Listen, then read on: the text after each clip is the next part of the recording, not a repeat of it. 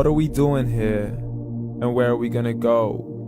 It's like we just woke up one morning, and then it's welcome to the show. Don't ask any questions, just go with the flow. Make as much money as you can, and try your best not to get broke. Copy everything you see on the TV, from the hairstyles to the clothes, and don't think too often, just do exactly as you're told. And if you ever get confused, then just turn towards the alcohol.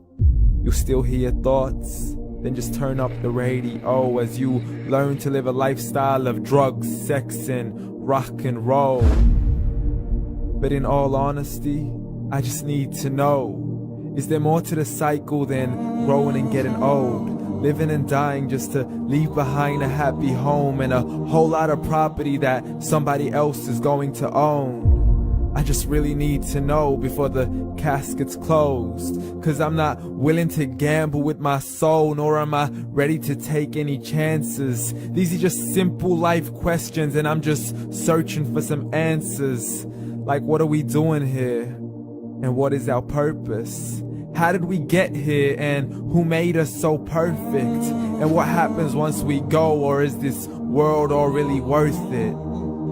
Questions we don't answer because apparently we don't really have to. There's no purpose to this life and our existence is merely natural. Then in that case, please let me ask you, did you create yourself, or was it somebody else who had fashioned you? 'Cause you're a being that's impeccable, faultless and unparalleled. You're a product of supreme intelligence, and I'm merely being rational.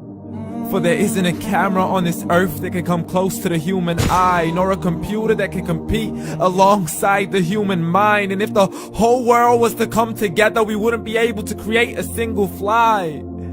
So many signs, yet we still deny.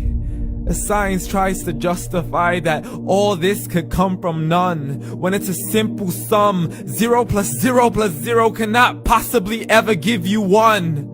So from where did all this order come? For everything has its origins, a maker, a creator of its own. I mean, the only reason you're watching this video is because somebody had to press upload. So we can believe in the Big Bang, but I'd rather believe in He who caused it to explode. Allah, the creator of everything along with every single soul. The ever-living, the master, the only one who is in control. Unlike his creation, beyond our imagination. And no, he's not a man, nor does he have any partners in association. He's on his own. And no, he did not ever leave us alone. Just like every manufacturer, he left us with an instruction manual. The Quran and Islam, and I'm sorry to jump to conclusions, but it's the only one possible. The only definition of God is the one and only supreme being. It's logical, a book with 0 contradictions, with miracles that are both scientific and historical, all revealed over 1400 years ago. Like the detailed description of the human embryo. The descriptions of the human embryo in the Quran cannot be based on scientific knowledge in the 7th century. To the mountains as pegs holding firm the earth below, and the 2 seas that don't mix in a complete separate flow. To the planets in orbit, alternating night and day as they stay in flow. The expansion of the universe and the creation of everything from H2O.